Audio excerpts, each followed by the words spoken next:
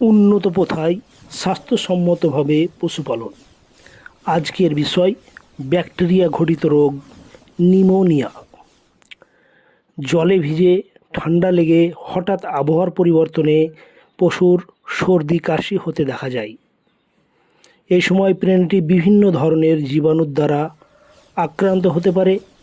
রোগ পুরনো হলে বুকে সর্দি বসে নিউমোনিয়া দাঁড়ায়।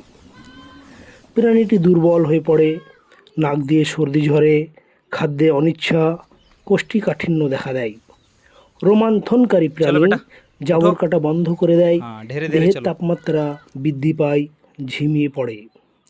মাইকোপ্লাজমা মাইকয়েডিস ভার ক্র্যাপি নামক জীবাণুর দ্বারা ছাগল আক্রান্ত হলে এই রোগকে ছাগলের সংক্রামক প্লুরো নিউমোনিয়া বা সংক্ষেপে সিসিপিপি বলা হয়। এটি মারাত্মক বিপর্যয় সৃষ্টিকারী রোগ। এতে একসঙ্গে অনেক ছাগল আক্রান্ত হয় ও দ্রুত মৃত্যুমুখে পতিত হয়।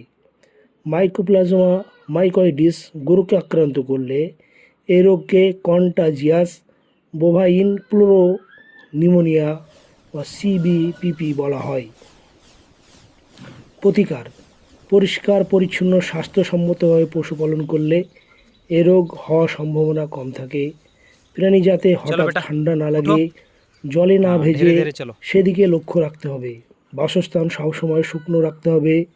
সাধারণ সর্দি কাশি বা নিউমোনিয়ার ক্ষেত্রে সাধারণত ব্যাকটেরিয়ার আক্রমণ থাকে বলে অ্যান্টিবায়োটিক জাতীয় ঔষধ প্রয়োগে ভালো ফল পাওয়া যায়।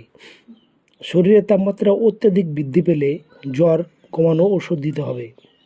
ছাগলের সংক্রামক প্লুরো নিউমোনিয়া হলে অ্যান্টিবায়োটিক জাতীয় ওষুধ প্রয়োগে ভালো ফল পাওয়া যায় না।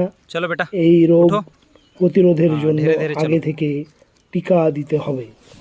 ধন্যবাদ।